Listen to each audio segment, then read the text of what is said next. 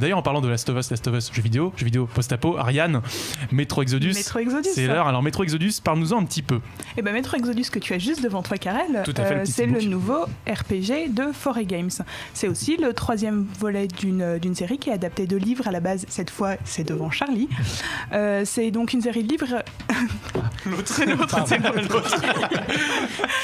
écrite par Dmitri Glukhovsky, qui a également pris part à l'écriture des jeux. C'est la suite de Metro 2033 et Metro Last Light, et ça raconte l'histoire d'Artyom, un peu plus de 20 ans après une guerre nucléaire qui a forcé l'humanité à se replier sous terre. Alors justement, la grande nouveauté, c'est que ce jeu ne se déroule pas intégralement sous terre.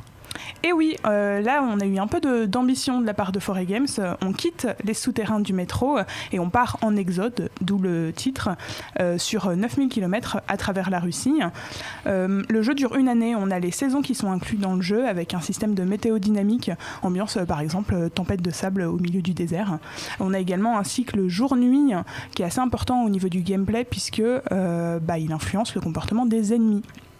Après, en ce qui concerne le monde de ce nouveau jeu, ambition également, puisqu'il s'ouvre, alors pas autant qu'on l'avait espéré à la base, c'est pas un vrai open world, on n'a pas une seule grande carte à explorer, mais une succession de chapitres, avec certains qui sont assez ouverts, voire très ouverts comme la Volga, et d'autres qui sont totalement linéaires comme les jeux précédents. Donc le jeu reste très scripté. Alors tu avais eu l'occasion de tester le jeu en preview au K-Day, il y a quelques semaines. Est-ce que ton avis a évolué au vu de la copie finale ?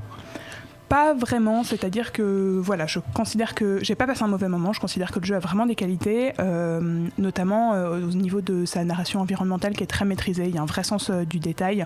Le jeu fait un gros travail pour être immersif, pour que ces décors post-apo soient crédibles. Par exemple, vous êtes au bord de la Volga, vous avez envie d'aller explorer cette petite maison à moitié effondrée là au bord de la rivière, vous allez trouver un squelette encore dans la position où il était quand il est mort d'une bombe atomique.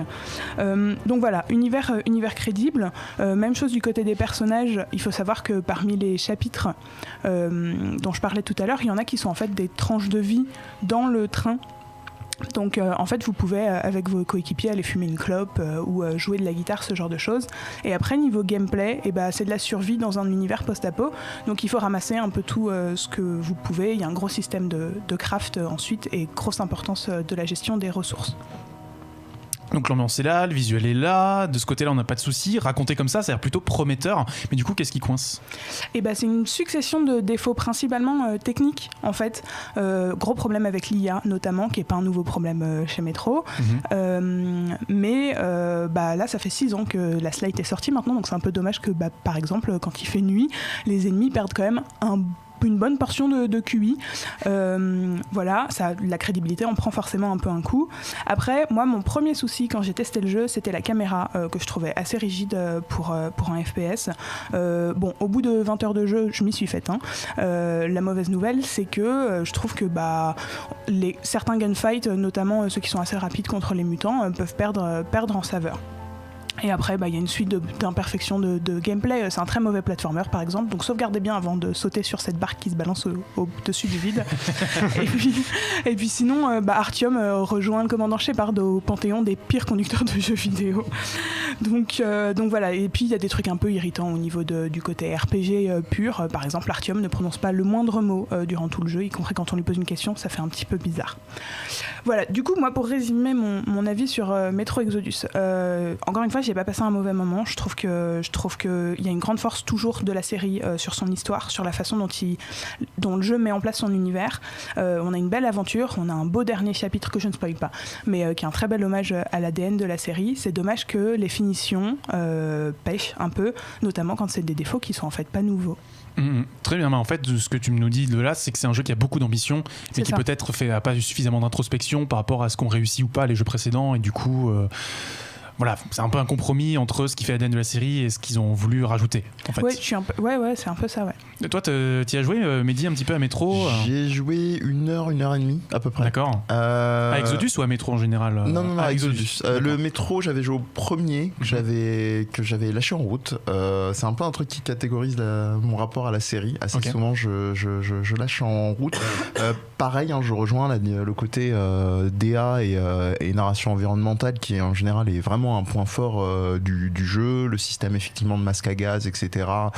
Mais ça me tombe vite des mains et là on m'a un petit peu, j'en dirai rien, je rassure tout de suite les spectateurs, spoilé le final en me disant qu'il y avait une tendance un peu nanardo céleste. J'ai donc un peu lâché l'affaire et j'ai effectivement vu en vidéo. Moi ça m'a un peu refroidi. Ça t'a pas donné envie de finir? Non, pas du tout. Okay. Pas du tout. Il y a aussi des histoires de factions où j'ai trouvé les ficelles très bateau, donc sur le côté justement post-apo, mais on en reparlera sûrement plus tard. Tout à fait. Ah oui, oh là là, habile, tu poses tes pions, c'est bien. De l'autre côté du plateau, est-ce que ce Metro Exodus vous fait envie? Avec les défauts qu'Ariane vient de mettre en évidence, pas plus que ça en fait. Savoir qu'on va jouer à un jeu en connaissant déjà les défauts. Non mais ça c'est la gageure, je veux dire, c'est parce que c'est ta deuxième fois en plateau, mais je veux dire, quand quelqu'un donne les défauts de quelque chose, ça veut pas forcément dire que ça va pas te plaire. Oui, effectivement. Non mais ça pourrait être intéressant. On voit sur le chat qu'il y a beaucoup de gens qui saluent l'animation des zombies, notamment Shueisha64 qui est assez... C'est pas des zombies. C'est pas des zombies, c'est des mutants. Ce sont des mutants, très bien, merci pour la transition, pour la remarque. Pseudolès qui nous dit la seule fois où Artyom fraude, c'est le jour où il y a les contrôleurs, pas de bol. C'est un peu de twist du jeu. Oui, Mehdi. Rien à voir avec le post-apo, mais si vous voulez jouer à un jeu dans un univers où il y a le monde du métro et qui est sympa, je vous conseille de Darkness, le premier, qui est très très chouette. Voilà, c'est pour histoire. J'ai un peu bâché la Exodus, je donne un jeu en mode conseil. Voilà, c'est cadeau. Il est un peu daté graphiquement, mais il est très très chouette globalement. Très bien. Du comics très bien. C'est tout pour Metro Exodus, à moins Charlie que tu veuilles rajouter quelque chose. Non, moi j'avoue que je pourrais me laisser tenter si j'étais joueur. C'est une réponse de Normand absolument géniale. Tu peux la décliner à toutes les sauces celle-là. Mais effectivement, les défauts ont l'air quand même assez importants, donc c'est dommage. Bon bah écoute, en tout cas, tu vas donner ton avis, chacun donner son avis, et moi j'ai hâte d'y jouer perso. C'est un peu le premier épisode, j'ai jamais joué à Metro, je sais pas si c'est un bon épisode pour commencer. Tu peux commencer sans avoir fait les précédents. Ok, très bien. Bon voilà, je me laisserai tenter un peu de curiosité avant le mois de mars qui s'annonce assez mouvementé, notamment du côté de l'industrie japonaise. Jeux vidéo, BD, manga, séries et cinéma de genre. L'actu Pop & Geek, c'est dans Hyperlink, votre cocktail de bulles et de pixels, avec Karel et son équipe, tous les dimanches à 16h, en direct sur VL.